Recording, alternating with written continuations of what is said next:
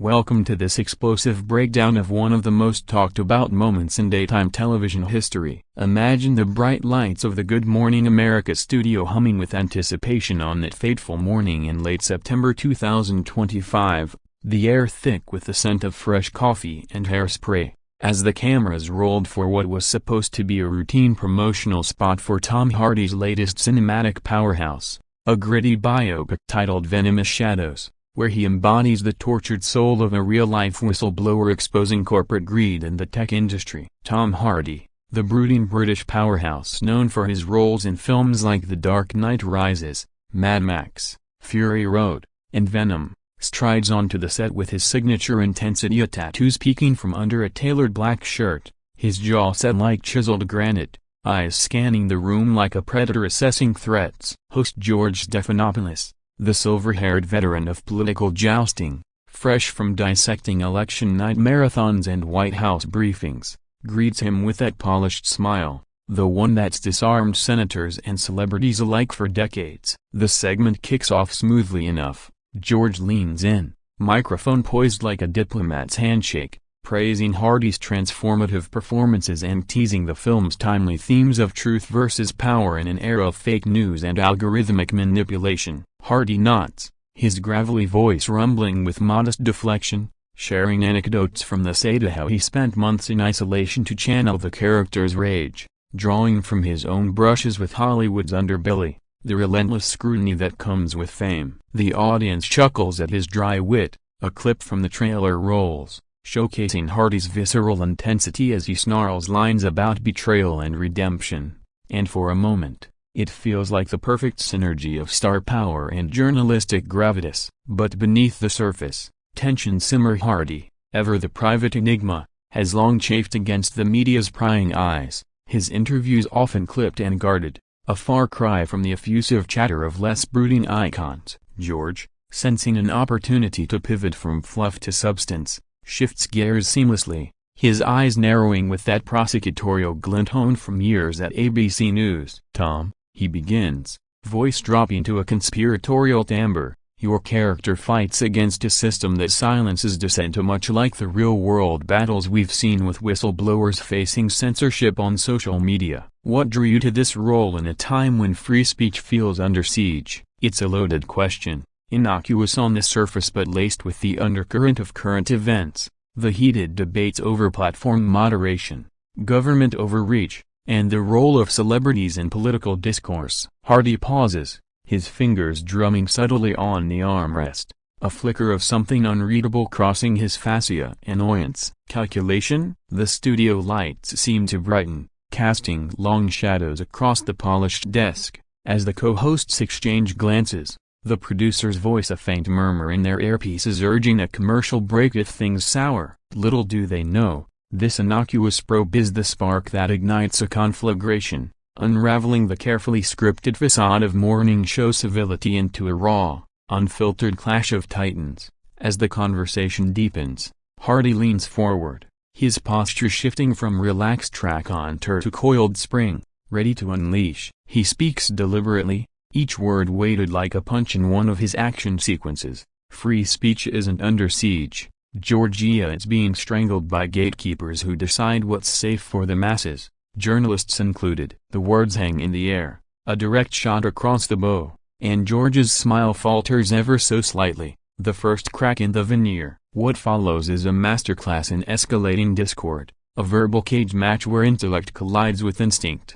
leaving viewers glued to their screens in stunned silence. This isn't just an interview gone awry, it's a microcosm of our polarized times, where entertainment and enlightenment bleed into confrontation, and one man's principled stand becomes the stuff of viral legend. Stay tuned as we dissect every barb, every pause, every seismic shift in this unforgettable exchange that redefined celebrity sit-downs forever. Diving deeper into the heart of the storm, let's rewind to the precise moment the temperature in the GMA studio plummeted from balmy banter to Arctic animosity. It was approximately 8:47 a.m. Eastern Time, the segment midway through its allotted 10 minutes, when George's follow-up question landed like a misfired grenade. Building on Hardy's initial response, the host presses, his tone laced with the subtle authority of a man who's grilled presidents. But Tom, isn't there a responsibility for platforms and yes, even shows like ours to moderate harmful content?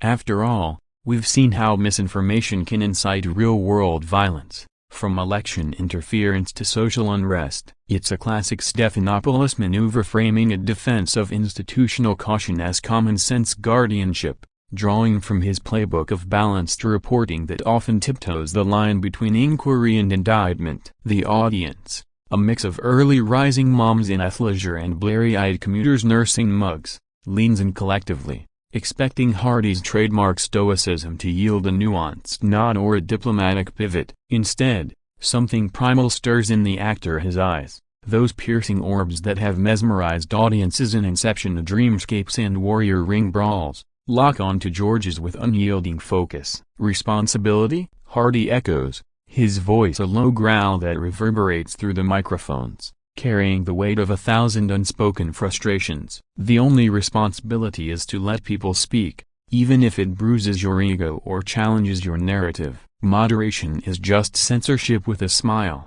and I've seen enough of it in this industry to know it's not about harm, it's about control. The studio falls into a hush, broken only by the faint whir of cameras zooming in, capturing the subtle tick in George's jaw, the way his fingers tighten around his notes. Co-host Robin Roberts shifts uncomfortably in her seat, her trademark warmth momentarily eclipsed by the frost settling over the desk, while meteorologist Ginger Z glances offstage, signaling producers with frantic eyes. This isn't the playful sparring of late-night talk shows, it's a philosophical gut punch. Hardy invoking his off-screen advocacy for veterans' rights and mental health, a causes he's championed quietly through his non-profit work, to underscore his disdain for sanitized discourse. He elaborates, his words tumbling forth like a dam breaking, tales of colleagues blacklisted for controversial views, scripts neutered by studio execs fearing backlash, the very fabric of creativity suffocated under the guise of propriety. George, no stranger to pushback from firebrand guests like fiery politicians or outspoken activists, attempts a recovery, interjecting with measured calm. Tom, I appreciate your passion, but let's not equate journalism with oppression. Our job is to inform, not inflame. Yet Hardy's retort slices sharper. Inform or conform? I've watched your network spin stories to fit the sponsor's script. George, don't lecture me on truth when your Chiron's more edited than a Marvel cut. The barb lands with precision, alluding to long-standing critiques of ABC's coverage during election cycles, whispers of bias that have dogged Stephanopoulos since his Clinton administration days. Gasps ripple through the live audience, smartphones whipping out to capture the unraveling, as social media erupts in real time via hashtags like #TomVersusGeorge and #GMA Meltdown trending within seconds. Producers scramble behind the glass partition, earpieces buzzing with urgent directives. Wrap it, now. But momentum has a life of its own. Hardy, fueled by authenticity rarely glimpsed in his guarded persona, presses on, dissecting the hypocrisy of morning shows that peddle feel-good segments while sidestepping systemic rot. It's a performance eclipsing any on-screen role, raw, unscripted, electric, transforming a promotional puff piece into a referendum on media integrity. As the exchange spirals, alliances fracture, the crew frozen in collective awe, viewers at home pausing their commutes to witness history. This paragraph alone could fill hours of punditry, but we're just scratching the surface of the brutality that ensues, the barbs that draw first blood in this high-stakes verbal duel. As the clock ticks mercilessly toward the commercial break, the brutality of the exchange intensifies, morphing from intellectual fencing into a full-throated indictment that exposes the fault lines of trust between Hollywood's elite and the Fourth Estate. Hardy's voice rises, not in volume but in ferocity, each syllable a scalpel carving into the edifice of broadcast journalism. You sit there in your ivory tower studio, George, pontificating about harmful content while your own airwaves amplify fear-mongering segments on climate doomsday or economic collapse tailored to keep viewers hooked and advertisers happy. He charges, his accent thickening with emotion, a rare vulnerability cracking his armored facade. The accusation hangs palpably, evoking Hardy's own history of media skirmishes, The 2018 tabloid frenzy over his personal life, the misquoted soundbites from Venom press tours that painted him as aloof rather than introspective, George, his composure a testament to crisis-tested poise, counters with a flash of steel, Tom, that's unfair. Good Morning America has broken stories on corporate malfeasance that align perfectly with your film's message. We've given voice to the voiceless. But Hardy isn't buying it. He scoffs, a sound like gravel underboot, leaning across the desk as if to bridge the chasm with sheer will. Voiceless, only until they threaten the status quo. Remember Edward Snowden? Your network dissected him like a lab rat, not a hero. And now you want me to play nice while you softball questions to the next suit who funds your ratings? The reference to Snowden, the NSA leaker whose saga mirrors Hardy's on-screen whistleblower, electrifies the room, drawing parallels to the film's plot where a tech insider battles surveillance overlords. Off-camera, the production team teeters on panic, director barking orders to cut to B-roll, sound techs adjusting levels to capture the raw audio goldmine unfolding, yet the hosts press on, Robin attempting a mediator's interlude. Tom, let's talk about the artistry instead, but it's futile. The die is cast, the audience riveted by this unfiltered authenticity in an age of polished personas. Social feeds explode with clips, commentators from TMZ to the New York Times live tweeting the carnage, dubbing it Hardy's rebellion in real time. George, drawing from his debate-honed arsenal, pivots to personal terrain. I've faced down dictators. Toma, your frustration is valid, but this isn't the forum. It's a subtle flex, invoking Stephanopoulos' credentials from this week war rooms to ABC's election desks, yet it only fans the flames. Hardy retorts with venomous precision, dictators, try surviving a day on a set where every line is vetted for sensitivity. Your battles are scripted, mine are survival. The exchange devolves into a staccato rhythmic question, counter, accusation like a Tarantino dialogue on steroids, laced with Hardy's philosophical undercurrents influenced by his love of literature, from Camus to Orwell, themes of alienation and resistance that infuse his every role. Viewers at home, from LA film buffs to NYC commuters, sense the stakes. This isn't mere celebrity snark, it's a proxy war for authenticity in an era of deepfakes and spin doctors. As beads of sweat glisten under the Klieg lights on George's brow, a rarity for the unflappable anger the producer's intervention looms, whispers of security on standby filtering through comms. Yet in this cauldron of conflict, Hardy emerges not as villain but vanguard, his words a clarion call against the homogenization of discourse, echoing the film's rallying cry. Truth isn't polite, it's a weapon. The brutality peaks here, a crescendo of candor that shatters the morning show's saccharine shell, leaving an indelible scar on live TV lore. We're witnessing not just a kickoff but a cultural earthquake, ripples destined to reshape interview dynamics for years. With the studio atmosphere now crackling like a live wire, the brutal exchange hurtles toward its inexorable climax, where words become weapons and civility collapses under the weight of unbridled conviction. Hardy, his face a mask of controlled fury, cheeks flushed beneath the stubble, veins subtly pulsing at his temple as it delivers what can only be described as a mic-drop manifesto, his voice steady yet searing. This whole charade, George, this morning show Focaccia, it's theater for the masses, distracting from the real monsters behind the curtain. You ask about my film? It's a mirror to your world, suits silencing screams, algorithms burying dissent, and anchors like you nodding along because it pays the bills. The indictment is comprehensive, weaving in Hardy's broader worldview shaped by his nomadic upbringing, a born in Hammersmith to an artist mother and ad executive father, his early theater days clashing with tabloid sensationalism, fueling a lifelong skepticism of performative power. George, cornered but in boat, rises to the bait with a riposte that blends defense and deflection. Tom, if that's your view, why promote here? We're giving you a platform to reach millions. It's a shrewd parry, appealing to pragmatism, but Hardy dismantles it with surgical disdain. A platform? More like a pedestal with strings attached. I've turned down spots on shows that demand I toe the linea yours included, until this script felt right. But now I see the strings are barbed wire. The metaphor lands like a haymaker, evoking images of Hardy's physical transformations for Rolessa, bulking up for Bane, shedding pounds for Lakia, mirroring the emotional toll of this confrontation. The live audience, initially tittering at lighter moments, now sits in rapt, uncomfortable silence, a sea of wide eyes and held breaths, while remote viewers flood comment sections with polarized fervor. Hardy's a hero versus ungrateful diva. Producers, faces ashen behind the control booth glass, gesture wildly. A cut to weather, cut to anything but the director's hold, sensing the ratings bonanza in this train wreck. Co-host Michael Strahan, the ex-NFL giant known for his affable charm, attempts a Hail Mary save. Tom, what's one takeaway from the movie for our viewers grappling with these issues? But Hardy, locked in,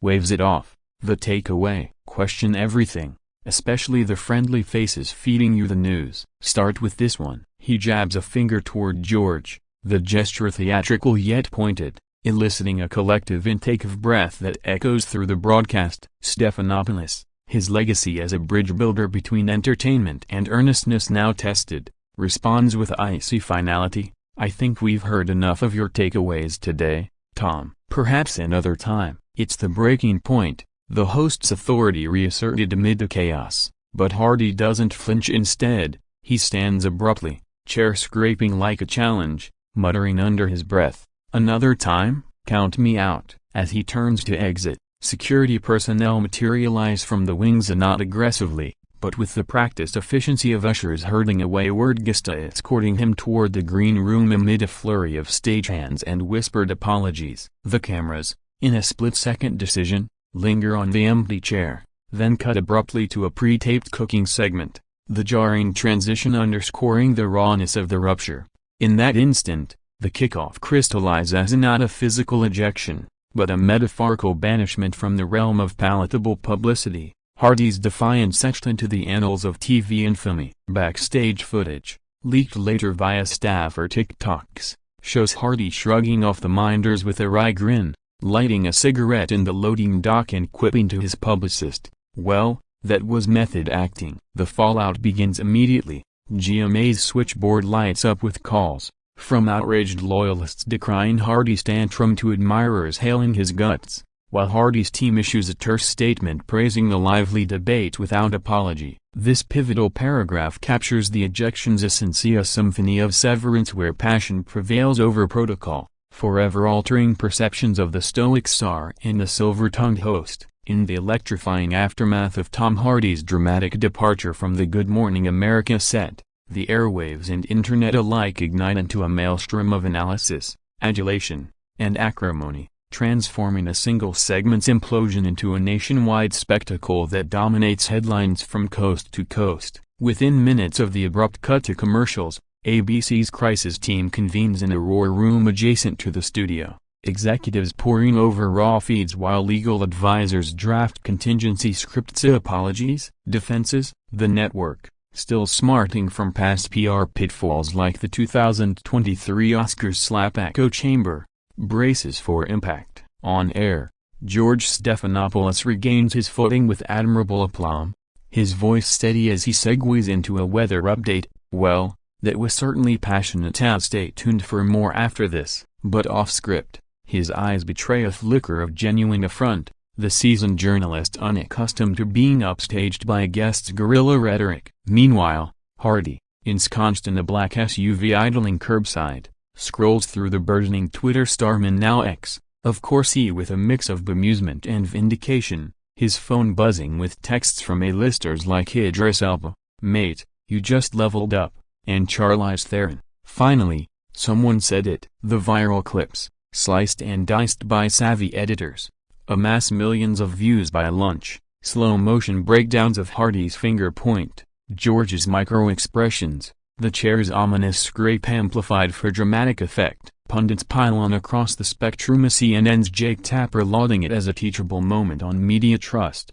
Fox's Sean Hannity crowing Hollywood hypocrisy exposed, while late-night hosts like Jimmy Kimmel tease inevitable monologues. Tom Hardy, because nothing says good morning like a British beatdown. Hardy's film Venomous Shadows, ironically, surges in pre-sale tickets by 300%, studios scrambling to capitalize on the free publicity, even as his agency fields offers for tell-all podcasts and op-eds. Deeper dives reveal the personal toll. George, reflecting later in a staff memo leaked to Variety, admits the sting of being personally targeted, drawing parallels to his own career arcs from White House press secretary under Clinton, weathering Lewinsky scandals, to anchor enduring viewer vitriol. For Hardy, it's cathartic closure to years of bottled ire. His post-exit Instagram story, a cryptic black and white shot of a shattered hourglass captioned "Time's Up," garnering 5 million likes in hours. Public reaction fractures along familiar lines.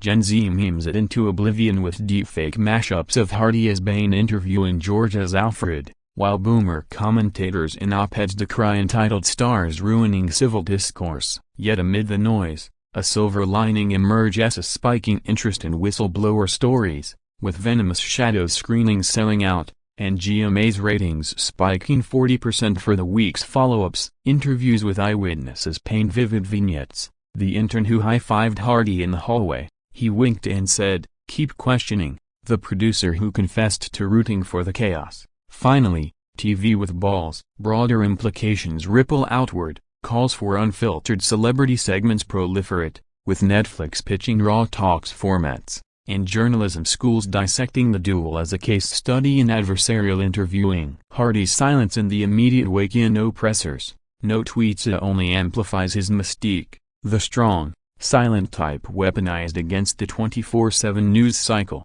As evening falls over Manhattan, the incident cements its place in pop culture pantheon, alongside Letterman Farrah debacles or Kanye West Taylor-gate, but with a 2025 twist: authenticity as the ultimate disruptor. This outpouring isn't mere schadenfreude, it's a collective exhale. Viewers weary of scripted serenity craving the chaos of consequence. And as the dust settles, one truth endures. In the brutal ballet of broadcast, sometimes the dancer who exits stage left steals the show.